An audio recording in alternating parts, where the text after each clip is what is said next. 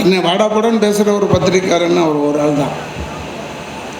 அவர் சொல்லுவார், மனிதனில் பிரமாதம்டா, பிச்சுட்டார், நீ இல்லைன்னா இல்லைடா அப்படிலாம் சொல்லிட்டார்.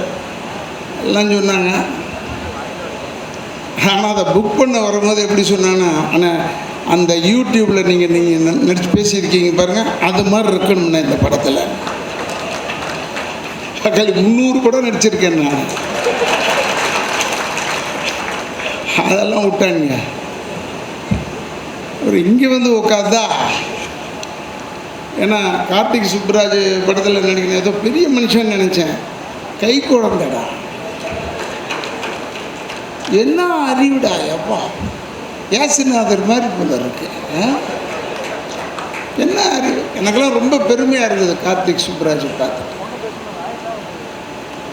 என்ன மாதிரியான விஷயம்னா அறிவுனா, இப்போ கூட தந்தி இதில் இந்த FM 106.4 அதில் பேசிட்டு வந்தேன். அப்போ உன்னை பற்றி சொல்லியிருக்கேன் கார்த்திக். என்னென்னா ஸ்கிரிப்டு காமிச்சாப்பில் இன்றைக்கி என்ன சீனுன்னு ஒரே சந்தோஷம் எனக்கு ஒரு 4 லைனு, சூர்யாவுக்கு ஒரு 4 லைன். பாடா சீக்கிரம் முடிஞ்சிடும்டா அப்படின்னு நினச்சிட்டு 8 மணிக்கு ஆரம்பித்தா 4 மணி வரைக்கும் போகுது. அந்த ஆளுக்கு அந்த டைரக்டருக்கு திருப்தியே வரமாட்டுது. 1 மோரும் கேட்க மாட்டுறாரு. ஒரு தடவை இப்படி எடுக்கிறாரு, அந்த ட்ரெயின் ஒழுங்காக வரலைன்னா நாங்கள் என்ன செய்ய முடியும், நீ திருப்பி முழுசாக பேசுகிறான்னு சொல்கிறேன். அதை டப்பிங்கில் பார்க்கும்போது நான் ரசித்து கார்த்திக் சுப்புராஜுக்கு ஃபோன் பண்ணி சொன்னேன், அந்த ட்ரெயின் ஷாட் இஸ் எக்ஸலண்ட். உடனே சொல்லும் போது ஆங்கில படத்தில் அதெல்லாம் நான் ஒத்துக்க மாட்டேன், நம்ம படத்துலேருந்தாண்டா ஆங்கிலத்தில் திருடுறான்ற அளவில் அற்புதமான ஒரு விஷயத்தை செய்வேன். அதனால் கார்த்திக் சுப்புராஜ் வந்து ஒரு பெரிய டைரக்டரு. இப்போ கூட சொன்னையோ அடுத்த படத்தில் பெரிய வேஷமாக கூடியா, இந்த நர்ச்சமுடி நர்ச்சத்தலை இதோட கொடுத்து இப்போ கூட பேசும்போது சொன்னார், ஒரு தம்பி சொன்னார், டான்ஸ் மாஸ்டர், அது எல்லாம் இளைஞர்களோட சேர்ந்து வேலை செஞ்சேன்னு. அப்பா அடா நம்மெல்லாம் இளைஞர்கள் தாண்டான்னு ரொம்ப உட்காந்துட்டு இருந்தேன். எனக்கு ஒரு அர்ஜென்ட்டான வேலை, அதனால தான் நான் புறப்படணும்னு சொன்னேன். எஸ்ஜே சூர்யாவை நான் எதுக்கு சொல்கிறேன்னா, குடிகாரனாக நடித்து ஹிந்தியில் கெஷ்து முகர்ஜின்னு ஒரு ஆர்டிஸ்ட் செத்து போயிட்டார். அவர் யாருன்னா ஷோலே படத்தில் அமிதாப் பச்சனும் தர்மேந்தர் பேசுகிறத ஒட்டு கேட்டுட்டு ஜெயிலர் அஸ்ரானிக்கிட்ட போய் சொல்லுவார். அந்த கேரக்டர் பேர், அவர் பேர் தான் கெஷ்து முகர்ஜி. அந்த ஆள் குடிச்சிட்டு நடித்த மாதிரி உலகத்தில் நான் யாரையுமே பார்த்ததே இல்லை. ரசிப்பேன் அந்த ஆள். அதுக்கு அடுத்தது நான் ரொம்ப ரசித்தது வந்து அமிதாப் பச்சன் அவர். நான் வந்து பெரிய ரசிகன். இங்கே என்னென்னா நடிகர் திலகமாகட்டும், புரட்சி தலைவராகட்டும், காதல் ஜெமினி கணேசன் ஆகட்டும், அவங்களுக்கெல்லாம் நான் வெறியன். நான் அது வேறு. என் வீட்டில் 3 ஃபோட்டோ வச்சுருக்கேன், சம்மந்தம் இல்லாமல் இவங்க ஃபோட்டோலாம் வச்சுட்டு டெய்லி கும்பிடுவேன். ஆனால் திட்டிகிட்டே கும்பிடுவேன். அவங்களெல்லாம் கும்பிட்றதுனால தான்டா ஒருத்தனும் கூப்பிட மாட்றான் என்ன. ஏன்னா நல்லா நடிக்கிறோன்னு பேர் வாங்கி உன்னை கூப்பிட மாட்றான்டா, யாரையாவது கூப்பிட வைக்கலாம் சொல்லிட்டு வருவேன். எங்கள் அப்பாவும் வச்சுக்குவாங்க. அந்த மாதிரி அமிதாப் பச்சனை ரசித்த விதவிதமாக குடிகாரனாக பண்ணி காட்டியிருக்கார். அதை போல் இந்த படத்தில் எஸ்ஜே சூர்யா ஒரிஜினல் குடிகாரனா. ஆனால் அந்த ஆள் குடிக்க மாட்டார். அதுதான் ஆச்சரியம். அது இப்போ நிறுத்திட்டார், உடம்பு கெடுத்து நிறுத்திட்டார். அப்படியா சொல்லி அதெல்லாம் இல்லைல்ல. இன்றைக்கி சந்தோஷத்தில் இருக்கலாம், அது வேறு இல்லையா, சந்தோஷத்தில் தான் இருக்கலாம்னு சொல்லுவேன். ஏன்னா நான் கூட அப்படி தான் எல்லாத்தையும் மூட்டை கட்டிட்டேன். இப்போ எனக்கு வந்து கொடுக்குறவங்க கூட 1.5 லிட்டர் கொடுக்க மாட்டேறான், 750 மில்லி கொடுக்குறேன். ஏன்னா நம்மெல்லாம் இதில் வந்து இந்த ஒரு கல் ஒரு கண்ணாடியில் வந்து தம்பி மாதிரி தான், ஹீரோ மாதிரி மூடியை திறந்தா போதும். இப்போல்லாம் டொக்காயிடுறேன், வரமாட்டாங்க. தேவி மணி என்ன சந்தோஷப்படுறாரு, சாப்பிட்டு இதில் நம்மளை எப்படி கவுப்பாங்க அப்படின்னு நினைக்கிறாரு. ஆனால் அந்த எஸ்ஜே சூர்யா பண்ண விதம் இருக்குது பாருங்கள், என்ன அழகான. அதாவது இவ்வளோதான் போதும், இவ்வளோதான் இருக்கணும், ரொம்ப லிமிட்டட் ஸ்கோப். அதில் ஒரு சின்ன எக்ஸ்ப்ரெஷன் அந்த ஒரு சீனில் குழந்தை அழுதவொன்னு புருஷன் முன்னாடி சண்டை போட்டுட்டு உட்காந்துருக்குறாங்க, டக்குன்னு ஏந்திரிப்பாங்க 2 பேரும். குழந்தைன்னு 2 பேருடைய கலவையும் இருக்கிறதை கார்த்திக் சுப்புராஜ் சொல்ல அதை அருமையாக செய்து காட்டினார் எஸ்.ஜே. சூர்யா. அதனால் சொல்கிறேன், அவர் நல்ல நடிகர். பாபி சிம்மா நான் முதல்ல அட்வைஸ் பண்ணிட்டேன், முன்னாடியே யூடியூப்பில் பார்த்துருப்பீங்களா. நான் சொல்லிட்டேன், இந்த பேர் அவங்க சொல்கிறாங்க இவன் சொல்கிறான்னு சொல்லிட்டு நீ பாட்டி சம்பளத்தை குறைச்சிக்கிட்டு இருக்காரு. ஏற்று நல்ல நேரம் சினிமாவில் மட்டும் தெரிஞ்சுக்க. தேவையாக இருந்தால் நான் சொல்கிறது சகோதரர் தம்பிராமையா ஆகட்டும், செந்தில் ஆகட்டும், இவங்களுக்கெல்லாம் தெரியும். சினிமாவில் மட்டும் தேவையாக இருந்தால் கருவிலேருந்து வெளியே கூப்பிட்டுருவோம், வாங்க சார் நடிக்கிறதுக்குன்னு. தேவை இல்லைன்னு சொன்னால் எதிர்க்க நின்னா கூட அடையாளம் தெரியாது, அடையாளமே தெரியாது. பாரு, மனிதன் படத்தில் நான் நல்லா நடிச்சிருக்கேன், அதில் நல்லா நடிச்சிருக்கேன், இப்போ மருதில் பண்ணியிருக்கேன், talk of the town Radha Ravi அப்படிலாம் இருக்குதுன்னு சொன்னாங்க. இந்த போட்டு என்னடான்னா இவர் நடிக்கும் அவர் நடிக்கும் அவர் நடிக்கும் 3 ஹீரோ 3 ஹீரோயினை சொல்லி மற்றும் பலர்னு விட்டுச்சு. காலியிலேருந்து ராதா ரவி. ராதா ரவி தெரில இந்த பொண்ணுக்கு. இந்த கருவத்தை கூப்பிட்டு நம்ம என்ன செய்ய முடியும்?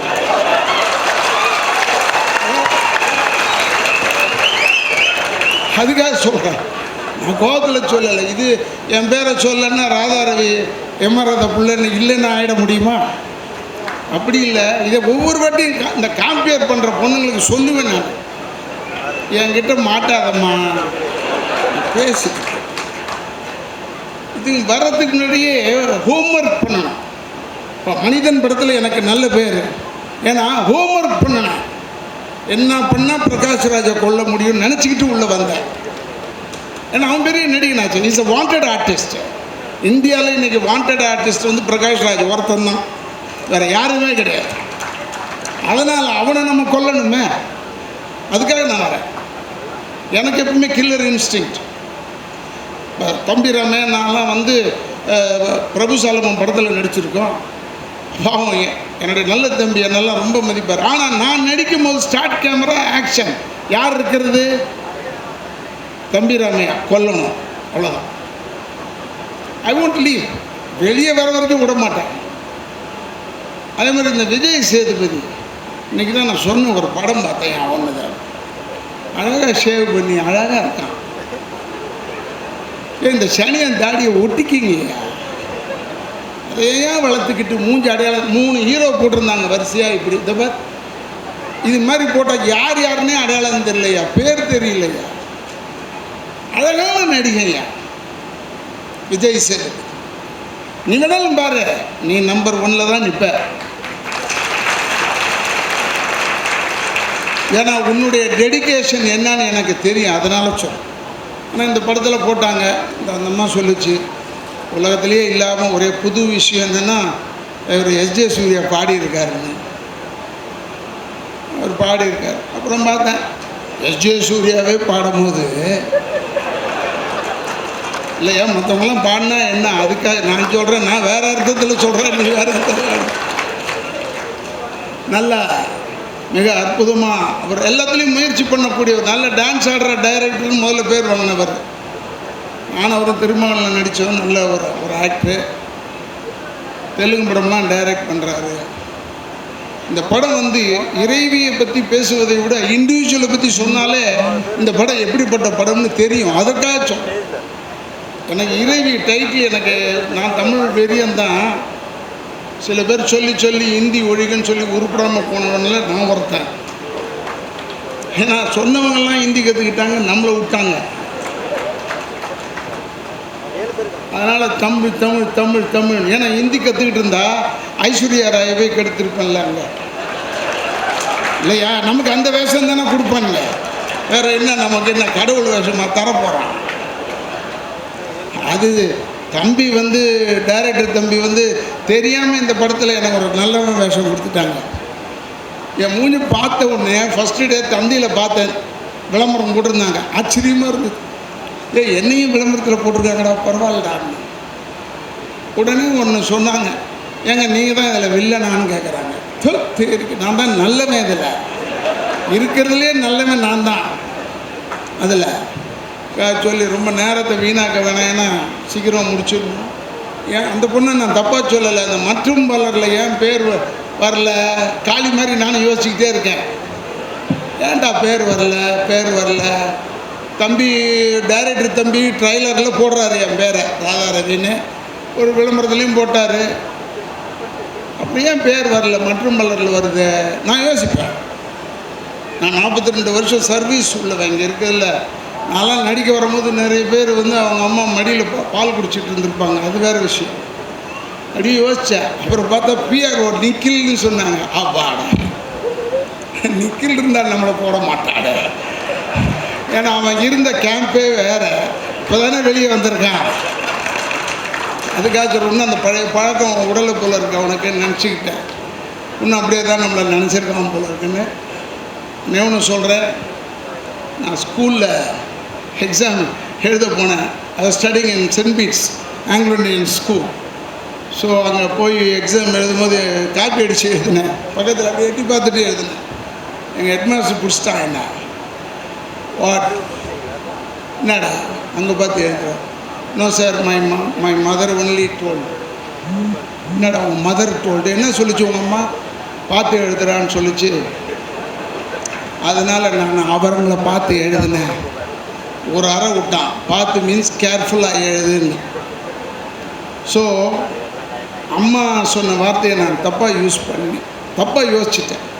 அதனால தான் தமிழ்நாட்டு மக்களுக்கு சொல்கிறேன், அம்மா சொன்னதை தப்பாக எடுத்துக்காமல் கரெக்டான அர்த்தத்தோடு எடுத்துக்குங்க. ஓ நான் நல்லது வேறு ஸ்கூல் விஷயமா சொல்கிறேன், நீ வேறு எதையோ நினச்சிக்கிட்டு கையை தட்டி என்னை மாட்டி விட்ருவீங்க போல இருக்கு. அதனால் அப்படிலாம் இல்லாமல் நல்லபடியாக இருங்க. To all the youngsters, it is Radha Ravi's message as a Lions Club member. As a Lions Club member, I am giving a small message. I'll finish after the message. That is, youngsters நிறைய இருக்கீங்க, ரொம்ப forward திங்கிங்லலாம் இருக்கீங்க, எல்லாரும் இருங்க. ஆனால் தாய் தந்தையரை முதியோர் இல்லத்தில் சேர்த்து விடாதீர்கள். எந்த நாட்டில் முதியோர் இல்லம் இல்லையோ அந்த நாடு தான் மனிதாபிமானம் கொண்ட நாடு என்பதை நீங்கள் தெரிந்து கொண்டு உங்கள் தாய் தந்தையரை சேர்த்து விடாதீர்கள் முதியோர் இல்லத்தில்.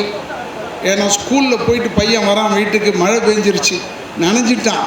வீட்டுக்குள்ளே வந்தவுடனே அப்பங்காரன்ல ஏண்டா மழை நின்றுட்டு வர வேணாம் ஒரு தட்டுனா, அண்ணங்காரன் சொன்ன இந்த சனியனுக்கு இதே வேலையை போயிடுச்சு. ஆனால் தாய் மட்டும் துண்டை தோட்டிக்கிட்டே இந்த தலையை, இந்த சனியும் பிடிச்ச மழை ஏன் தான் என் பையன் வரும்போது வந்துச்சோன்னு மழையை திட்டுவதான் தாய், இயற்கையை திட்டுகிறார். அதனால் அப்படிப்பட்ட தாய் தந்தையரை முதியோர் இல்லத்தில் சேர்த்து விடாதீர்கள். ஏன்னா நான் தாய் இல்லாதவன், தகப்பன் இல்லாதவன், அனாதை அல்ல. நீங்கள்லாம் இருக்கும்போது நான் அனாதை அல்ல, யாருமே இல்லை என்றால் தான் அனாதை. அதனால் அனாதை இல்லை. தயவு செய்து நீங்கள் தாய் தந்தையரை முதியோர் இல்லத்தில் சேர்த்து விடாதீர்கள் என்று சொல்லி, அடுத்த முறை நீ காம்பியருக்கு போகும்போது ஒவ்வொரு ஆளாக யார் என்ன இவங்க தகுதி என்ன, இவர் யார், அதெல்லாம் தெரிஞ்சுக்கணும். புரியுதா? நீயே நாளைக்கு ஒரு அவார்டு கொடுக்கப்போ ஒரு ஃபங்க்ஷனில் காம்பேர் பண்ண போகிறேன்னு வச்சுக்க, எம்ஆர் ராதா அவார்டுனா நீ முதல்ல ஒரு வாரத்துக்கு முன்னாடி ஒர்க் பண்ணு. ஊஸ் எம்ஆர் ராதா எத்தனை படம் நடிச்சிருக்காரு, அவர் யார், அவர் பேரில் ஏன் அவார்டு கொடுக்குறாங்க, அதெல்லாம் தெரிஞ்சு வச்சுக்கிட்டு காம்பேர் பண்ணவா. அழகு மட்டுமே போதாது, அறிவும் வேண்டும் என்று சொல்லிக்கொண்டு